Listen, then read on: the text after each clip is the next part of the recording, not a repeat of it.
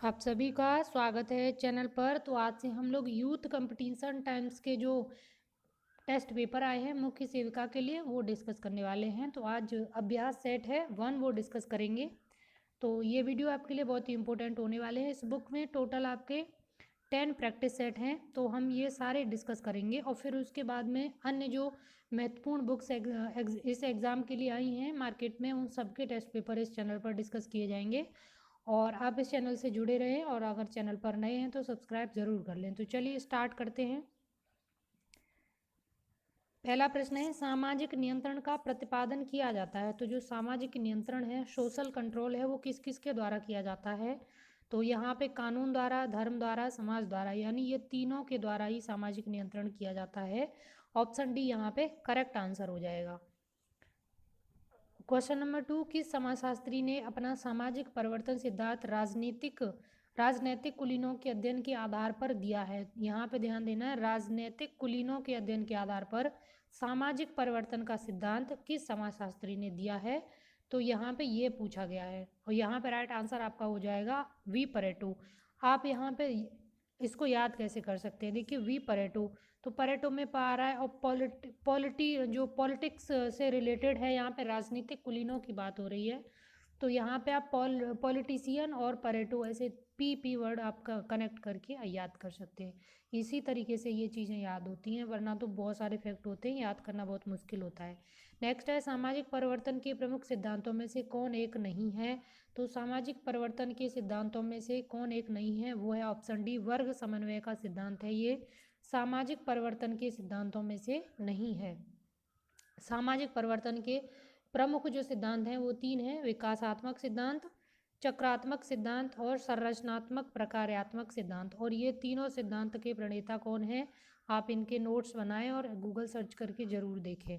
Next है, घरेलू हिंसा का आशय क्या है? तो घरेलू हिंसा का आशय, इनमें से जो मोस्ट अप्रोप्रिएट आंसर जो हो जाएगा वो हो जाएगा ऑप्शन ए, महिलाएं बच्चों के स्वास्थ्य, सुरक्षा, जीवन संकट, आर्थिक क्षति जो करना है वो सब घरेलू हिंसा के अंतर्गत आता है।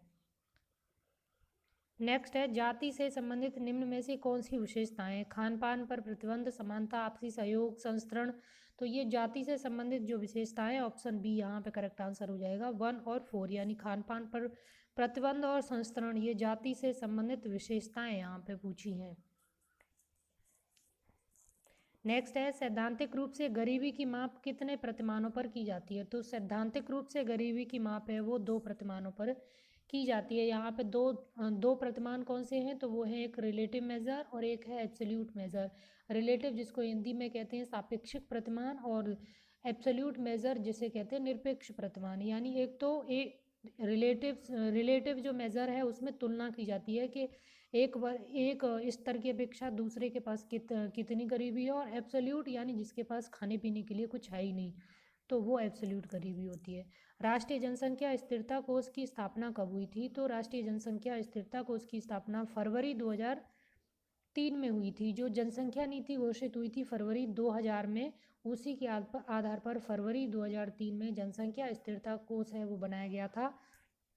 और जनसंख्या स्थिरता का जो लक्ष्य था, यानी पॉपुलेशन स्टेबिलिटी का जो गोल था, वो 2045 रखा गया था इस नीति में, लेकिन उसको आगे बढ़ा करके 2070 कर दिया गया है। और ये सवाल भी पूछा जाता है, तो ये भी आपको याद रखना है। नेक्स्ट है, वर्तमान में भारत की दशकीय जनसंख्या वृद्धि दर कितनी है? तो दशकीय जनसंख्या वृद्धि दर है ऑप्शन सी 17.7। नेक्स्ट क्वेश्चन है, पति द्वारा तलाकशुदा पत्नी को दिए जाने वाले अनुरक्षण भत्ते को क्या कहते हैं? तो जो तलाकशुदा पत्नी है उसको अनुरक्षण भत्ता जो दिया जाता है उसको कहा जाता है निर्वाहिका, ऑप्शन डी। लेवरेट विवाह क्या होता है? तो लेवरेट विवाह होता है दिवंगत पति के भाई के साथ विवाह, ऑप्शन ए। मुस्लिम विवाह का स्वरूप इनमें से कौन सा नहीं है? तो मुस्लिम विवाह के स्वरूप में जियर है वो विवाह का स्वरूप नहीं है, बाकी ये सब विवाह के स्वरूप है। और यहाँ पे जो दिए हैं आपके मुताह, फासिद और बालित, यहाँ पे वैसे बातिल होना चाहिए, बालित नहीं। और फिर एक निकाह, यहाँ पे इस तरीके से 4 प्रकार के मुस्लिम विवाह है मुख्यतः। नेक्स्ट है, बहिर्विवाह का सर्वप्रथम सामान्य नियम क्या है? तो ऑप्शन यहाँ पे जो राइट आंसर हो जाएगा सी, अगम्यागमन का वर्जन है ये सामान्य नियम है विवाह वह विवाह का। नेक्स्ट है क्रय द्वारा किया गया हिंदू विवाह क्या कहलाता है, यानी क्रय के द्वारा जो हिंदू विवाह किया जाता है उसको क्या कहते हैं। ऑप्शन सी यहाँ पे हो जाएगा असुर विवाह। यौन साम्यवाद को परिवार की उत्पत्ति का कारण कौन मानता है, तो 14 का क्वेश्चन यहाँ पे जो राइट आंसर होगा ऑप्शन डी मॉर्गन। मॉर्गन यौन साम्यवाद को परिवार की उत्पत्ति का कारण मानते हैं। नेक्स्ट है निम्न में से कौन सा कार्य राष्ट्रीय महिला आयोग का नहीं है, ध्यान देना है, पूछा है नहीं है।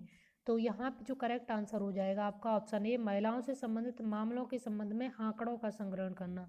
आंकड़ों का संग्रहण ये नहीं करता है, बाकी ये सभी चीज़ें हैं महिला आयोग के द्वारा की जाती है। नेक्स्ट है स्त्रियों तथा कन्याओं का अनैतिक व्यापार निरोधक अधिनियम का पारित हुआ था, तो यहाँ पे हो जाएगा ऑप्शन बी 1956 ईस्वी में ये जो अधिनियम है पारित हुआ था वेश्यावृत्ति को रोकने के लिए।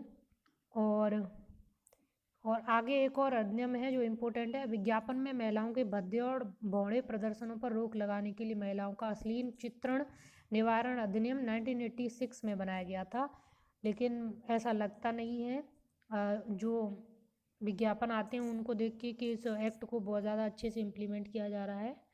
नेक्स्ट क्वेश्चन है भारत ने किस वर्ष में जनसंख्या की समस्या को पहचाना तथा परिवार नियोजन के लिए सरकारी राष्ट्रीय कार्यक्रम अपनाया था, तो 1952 में ऑप्शन बी करेक्ट आंसर हो जाएगा। जो कम्युनिटी डेवलपमेंट प्रोग्राम चला था 1952 में उसी के बाद में ये चीज़ों पर ध्यान दिया गया। नेक्स्ट है लिंगानुपात विषमता से निर्धारित महिला भूमिका से किसका संबंध नहीं है, ऑप्शन ए अध्यापन 18 का यहाँ पर राइट आंसर हो जाएगा। भारत में परिवार नियोजन कार्यक्रम कब से प्रारंभ किया गया, तो ऑप्शन बी यहाँ पे राइट आंसर हो जाएगा 1952। एक ही टेस्ट पेपर में एक ही सवाल 2 बार पूछ लिया।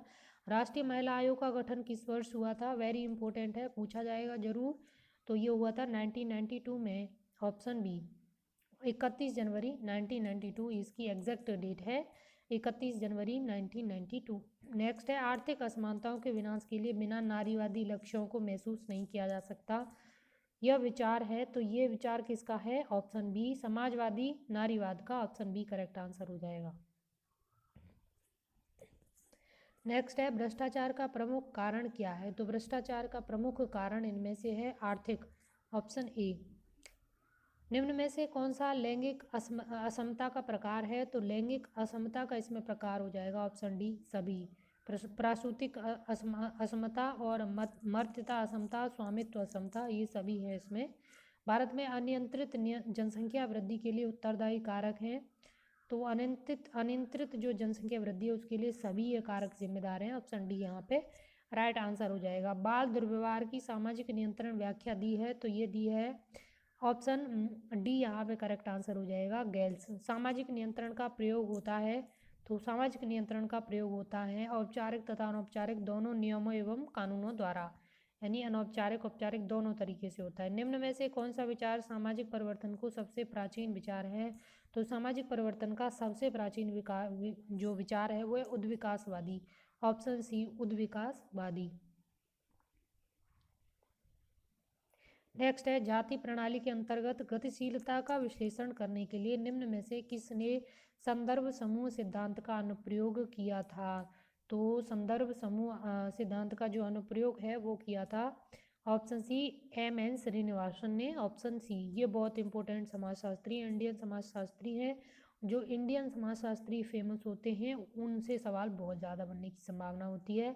उद्विकास के स्थान पर स्टेजेस ऑफ कल्चर का प्रयोग किसने किया था, तो राइट आंसर यहाँ पर हो जाएगा ऑप्शन सी E.V. टॉयलर। E.V. टॉयलर ने स्टेजेस ऑफ कल्चर, टॉयलर स्टेज, टॉयलर और स्टेज, इस तरीके से आप करें, इन दोनों को जोड़ें और याद कर लें। डिप्थीरिया के परिणाम क्या होते हैं, ऑप्शन डी यहाँ पे करेक्ट आंसर हो जाएगा, सभी होते हैं जो दिए यहाँ पे। खाएं खांसी की उद्भवन अवधि 10 दिन होती है और वह किस कारण से होती है, तो 31 का यहाँ पे राइट आंसर ए हो जाएगा। बॉडी टेल्ला पर्ट्यूसिस इसका जो कारण है वो होता है खाएं खांसी का।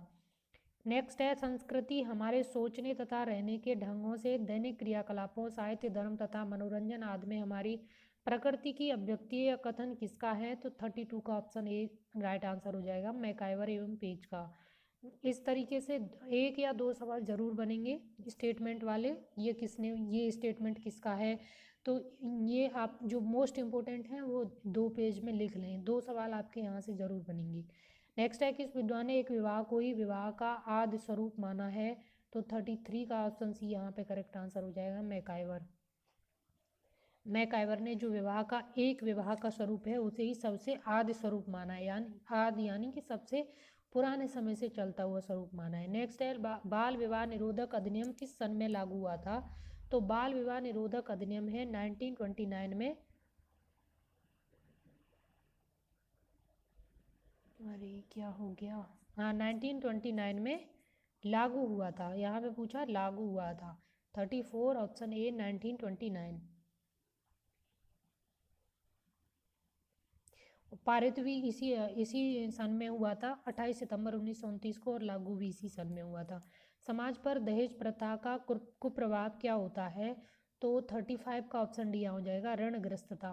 वैसे यहाँ पे स्त्रियों की उच्च स्थिति नहीं होती, नैतिकता भी ये नहीं होती, सुमेल विवाह भी नहीं होता, तो यही होगा यहाँ पे। नेक्स्ट है, social learning theory of personality संबंधित है?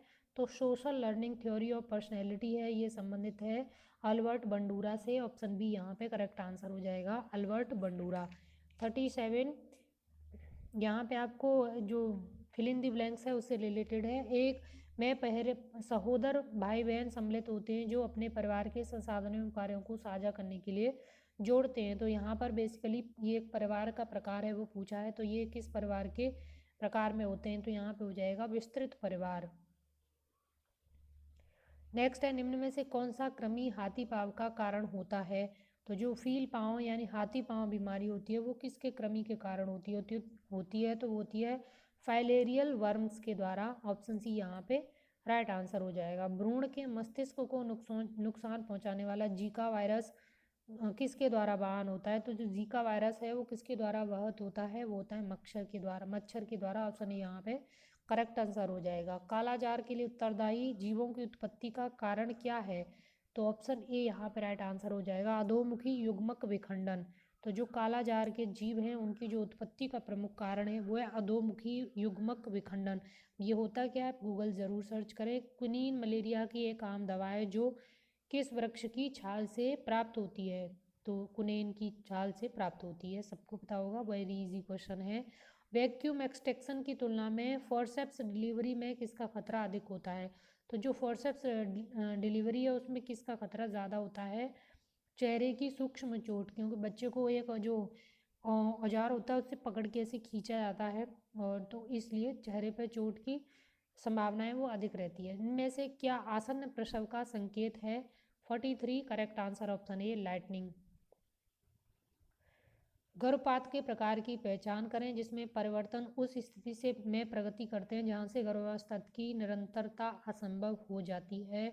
तो ये होती है अपरिहार्य गर्भपात, ऑप्शन डी, यानी कि आगे गर्भ को कंटिन्यू किया नहीं जा सकता, अपरिहार्य कारणों से उसको गर्भपात करना पड़ेगा। तो उसी के बारे में जनरल लैंग्वेज। गर्भावस्था में पॉलीहाइड्रेमिनियोस का प्रभाव क्या होता है? 45 ऑप्शन डी, सभी ये प्रभाव हैं वो होते हैं इसके। गर्भ के 8वें माह में लेटरल फॉरेनेसिस में बढ़ा हुआ पल्सेशन क्या बताता है? 46 ऑप्शन डी यहाँ पे करेक्ट आंसर हो जाएगा, ओसिएंडर के लक्षण हैं वो ये दर्शाता है।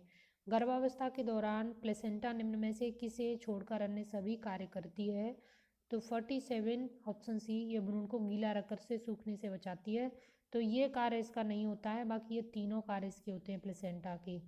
ये इंपॉर्टेंट सवाल है, बन सकता है। पीत ज्वर का टीका है, तो पीत ज्वर का टीका इनमें से कौन सा है? ऑप्शन बी 17D टीका है, ये पीत येलो फीवर का है।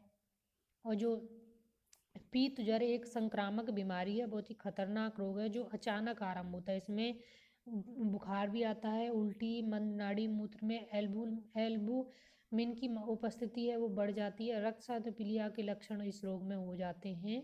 और ये इसका जो कारण है वो वायरस होता है, सूक्ष्म विषाणु होता है, और इसके टीके को 70D टीका कहते हैं, इसी से इसको रोका जाता है। साइकोसेक्सुअल थ्योरी दी गई थी किसके द्वारा? 49 ऑप्शन ए फ्रॉइड के द्वारा। वैसे साइकोलॉजी में सेक्सुअल से रिलेटेड जो भी थ्योरी हैं ज़्यादातर फ्रॉइड के द्वारा ही दी गई हैं। तो इस तरीके से आप कभी अगर कोई सवाल आए भी ना तो इस तरीके से आप एलिमिनेट करके कर सकते हैं सही। बच्चों में सन्निकट दूरस्थ विकास का क्रम क्या है? तो ये होता है केंद्र से परिधि की ओर। सन्निकट दूरस्थ विकास का क्रम यहाँ पे पूछा है, तो केंद्र से परिधि की ओर। हम 100 क्वेश्चन एक वीडियो में डिस्कस नहीं करेंगे क्योंकि वीडियो बहुत ज़्यादा लंबा हो जाएगा, और अभी इतनी फैसिलिटी भी नहीं है कि मैं पूरा वीडियो 100 क्वेश्चन आपके एक वीडियो में अपलोड कर पाऊँ। फ़िलहाल 50-50 करते हैं, फिर आगे हम 100 भी करने की कोशिश करेंगे। अगर आप कहेंगे तो हम टॉपिक वाइज जो आपके सभी सिलेबस में पॉइंट दिए हैं वो भी डिस्कस कर देंगे, और सबके एमसीक्यू भी आपको दे देंगे कुछ कुछ करके, जो इम्पोर्टेंट आपके एग्ज़ाम में आ सकते हैं। अगर आप लोग कहेंगे तो आप सभी लोग कमेंट कर सकते हैं अगर आप ऐसा चाहते हैं तो। क्योंकि जो आपकी एनसीईआरटी की बुक है, सभी जो टॉपिक आपके सिलेबस में दिए सब एनसीईआरटी में है, लेकिन अलग अलग बुक में। कुछ टॉपिक आपके होम साइंस में, कुछ होम साइंस में, कुछ साइकोलॉजी की बुक में है, तो अलग अलग से हमको सेलेक्ट करेंगे, फिर उसको आपके लिए पढ़ा देंगे। बाकी आपके जो टेस्ट है, टेस्ट पेपर उसके बनाएंगे, उसके एमसीक्यू बनाएंगे, वो आपके बहुत ही इम्पोर्टेंट रहेंगे। वो कुछ हम लेंगे आपके टेक्स्ट बुक से, क्योंकि वहाँ से सवाल आपके एग्ज़ाम में आते हैं, तो वहाँ से भी आपके लिए मिल जाएंगे। इसी चैनल पर टेस्ट हैं। अगर आपको इसका पीडीएफ चाहिए जो मैंने अभी टेस्ट कराया, तो आप हमारा टेलीग्राम चैनल है वो ज्वाइन कर सकते हैं, जिसका लिंक आपको नीचे डिस्क्रिप्शन बॉक्स में मिल जाएगा, और ये आपको फ्री मिलेगी, इसका कोई चार्ज नहीं है। बाकी आगे भी अगर हम एमसीक्यू कुछ ऐसे टॉपिक वाइज कराएंगे तो उसकी पीडीएफ भी आपको फ्री मिल जाएगी। अगर कभी क्विज हमने स्टार्ट की डेली के लिए, जिसमें आपको 30 क्वेश्चन डेली रहेंगे, तो उसका हम आपको बता देंगे कि वो हम कब से कर रहे हैं, और डेली करेंगे। वहाँ से आपके एग्ज़ाम में बहुत सवाल आएंगे, उसका प्रोसेस क्या रहेगा वो आपको हमको समय पर हम बता देंगे आपको। तो आप उसके लिए अभी वेट करें, लेकिन इसको देखते रहें। तो चलिए नेक्स्ट वीडियो में मिलते हैं। धन्यवाद।